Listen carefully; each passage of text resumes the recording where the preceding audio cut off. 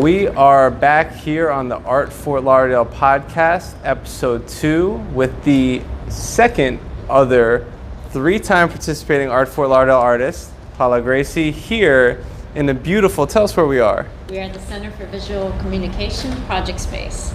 So he's got in a pretty amazing spot with 3 different exhibits.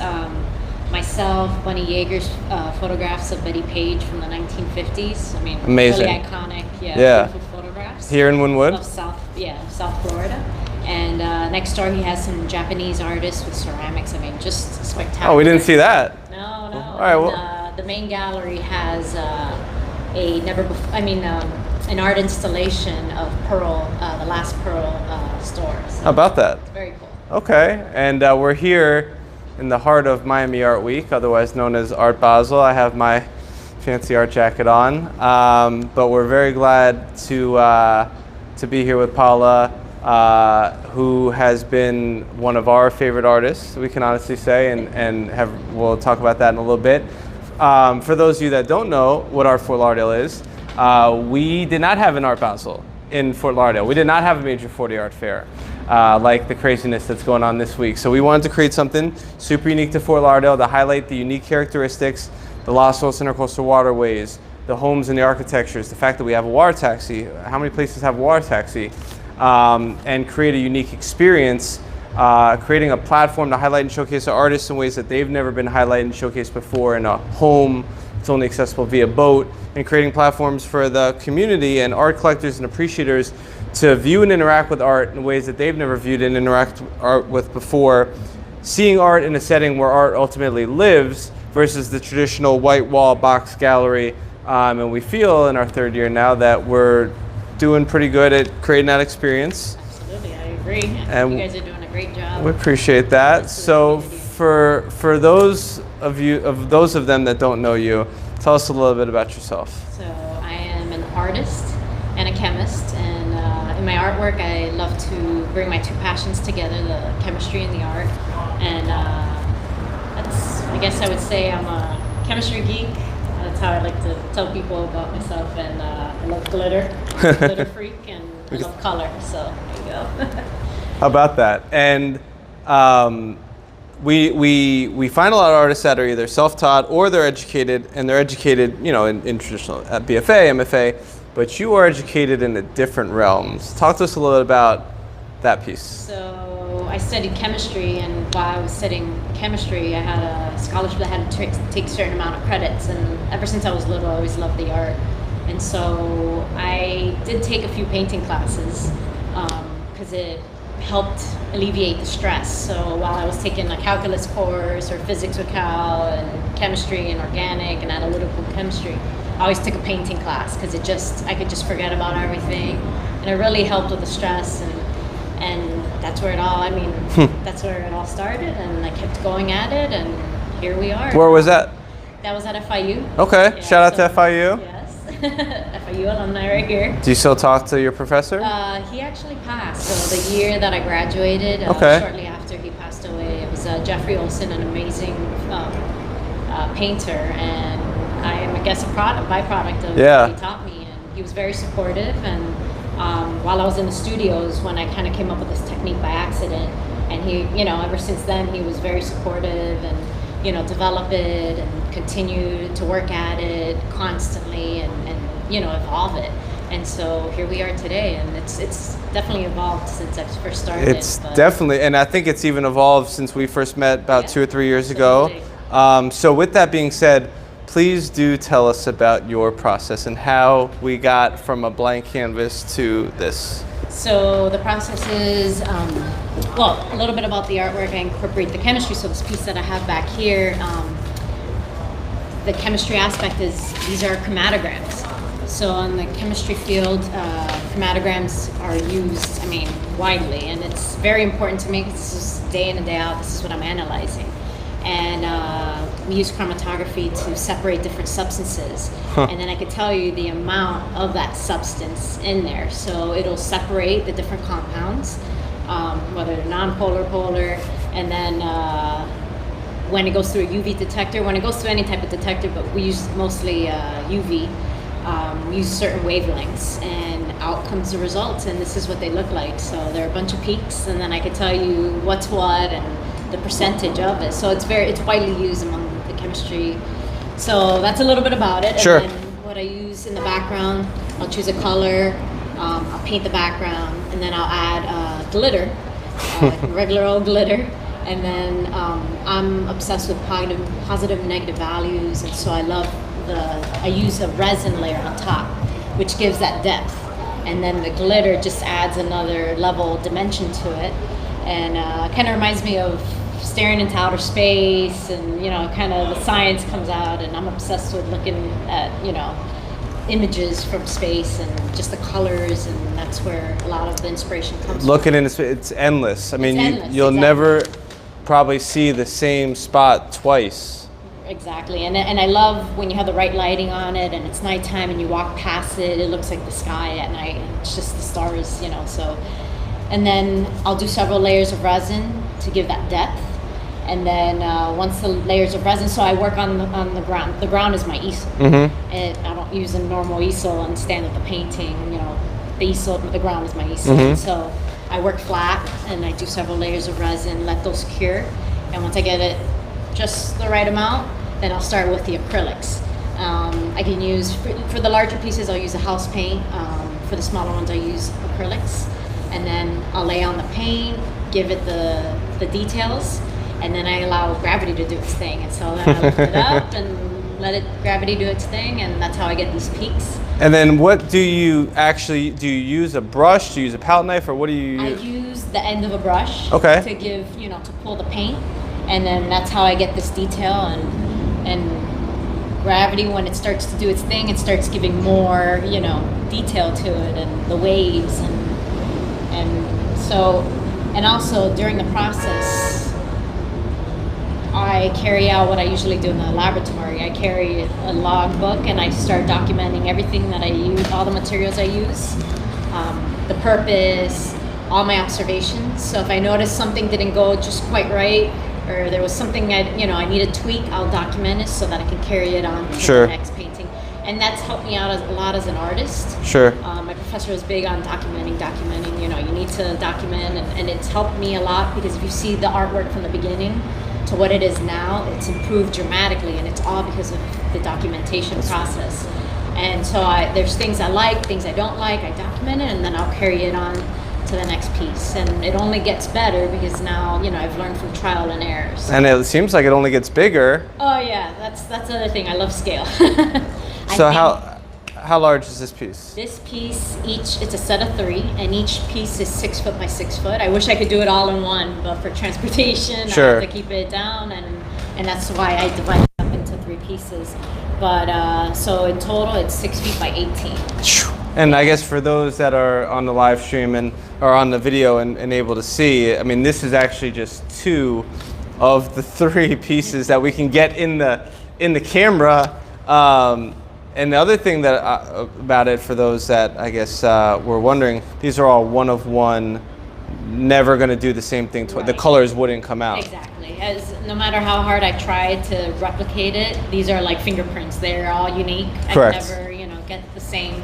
I could use the same colors and similar, but they're just so unique, and the paint just does its own thing. I try to control it. And that's, I think, also about me, is something funny is in the laboratory, as a chemist, you have to be perfect. Everything is, measured, and everything's perfect. If not, everything goes wrong, and then it's investigations, and it's a mess. So you have to be very perfect, and I think the art allows me to just be free, but at the same time controlled. I can control it, but at the same time let go. That's amazing. Yeah. And so I've seen your style, process, work grow and develop over the last 3 years. Where are some other places that we might have seen your work over the last few years? So I've been commissioned by Saatchi & Saatchi to do a mural in New York City. You've probably seen my work in a Delta flight. That's right. With Coca-Cola and Delta and Whedon and Kennedy to do the first ever flying art gallery in a plane. Amazing. So that was pretty amazing. I was like, oh my gosh, this is crazy. And Coca-Cola has commissioned me in Delta to do... Deservedly so. Yes, and no, and I mean, I think Jackson Pollock, and Andy Warhol. I'm sorry, Andy Sure. Warhol worked with Coca-Cola, so for me that was like big. And then you can see some of my artwork. I was invited by Disney, so you'll see some of my artwork at the Epcot International Festival of the Arts. Amazing. In January. Amazing. So I'm looking forward to that, and then with you guys in January. So I'm looking forward to it. I've been busy creating pieces, to bring. So it's. And you could see it here at the Center for Visual Communication.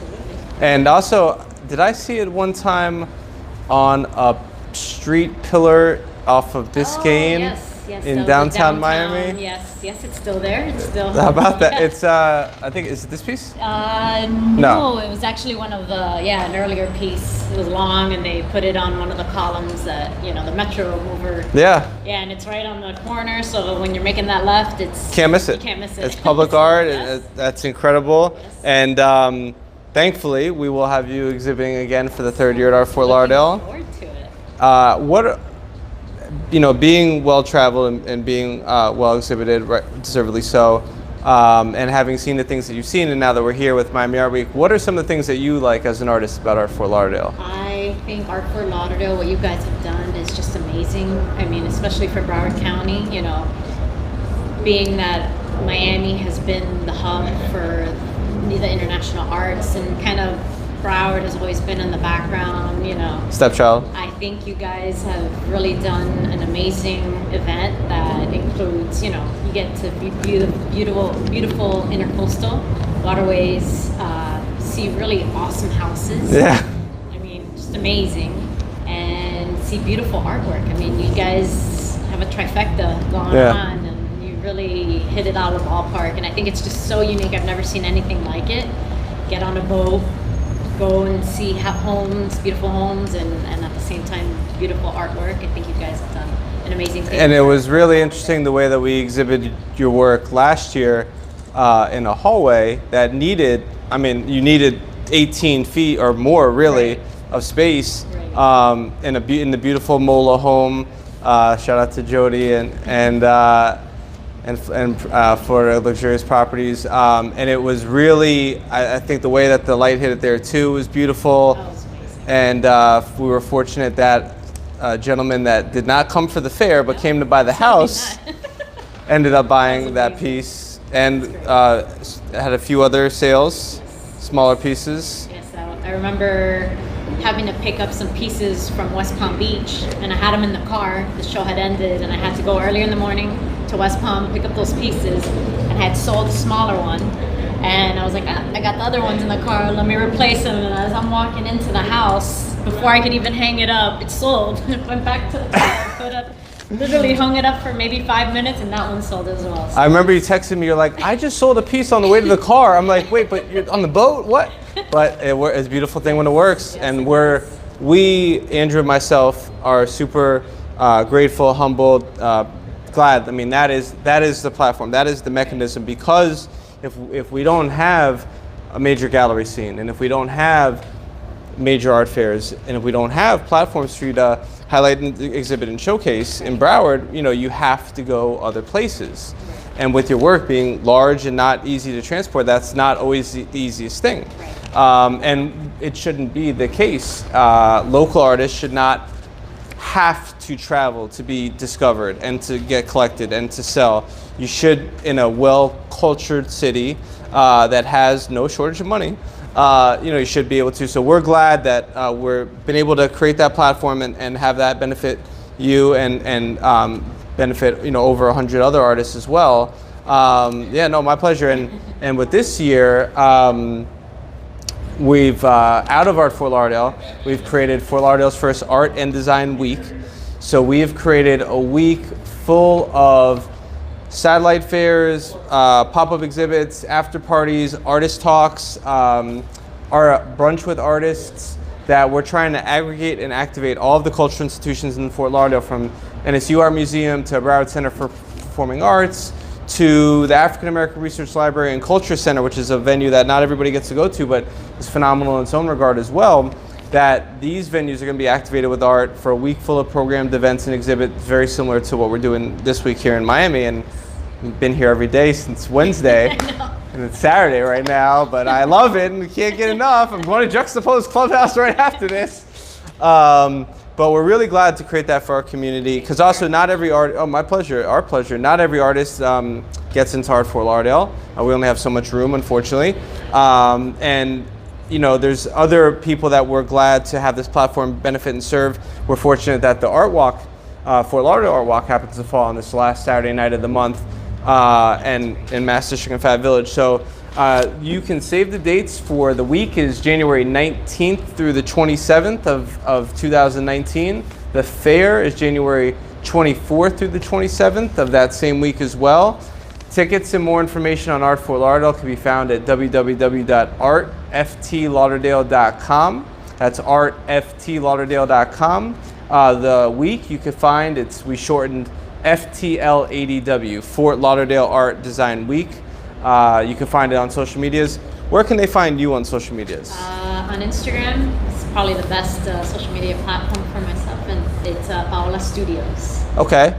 And if you were wondering about the process and you want to see it, and you're not able to see it here live, there's a video that amazingly, thankfully, went very viral to the tune of 5 million views off of Business Insider. You could find that online. You can find that on Paola's Facebook page or on Business Insider, and it'll actually show her with the process kind of time lapse and sped up. And that video has been amazing. Thank you. Yeah, power of the internet, huh? Yes, amazing. Thank God for the internet. What last thing?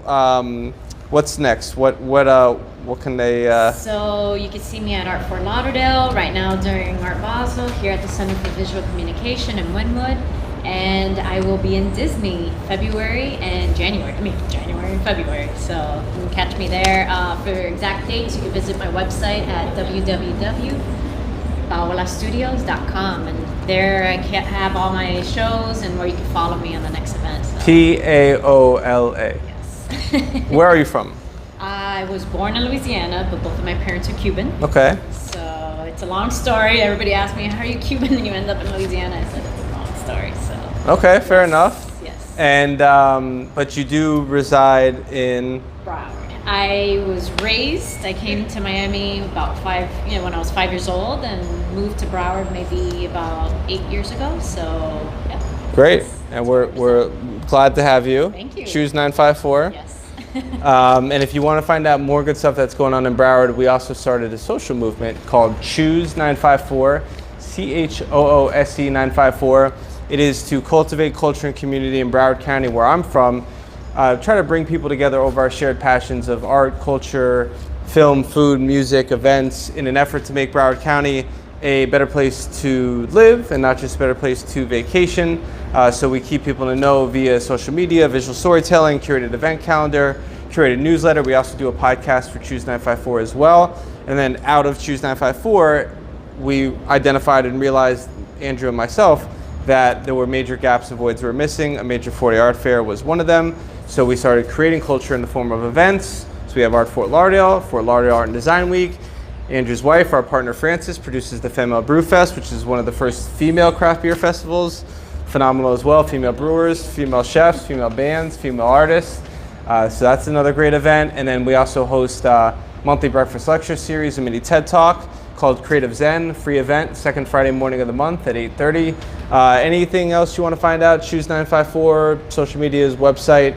I'm an open book, Evan Snow. You can find me on Instagram, Facebook, all over the interwebs. And if you ever have any questions, you want to know about exhibiting, you want to know about group tickets, you want to know about anything, partnering, sponsoring, getting involved in what we're doing in Broward, don't hesitate to reach out. We'd be glad to speak to you. And you can find some amazing work like this in January at Art Fort Lauderdale. Thank you so much.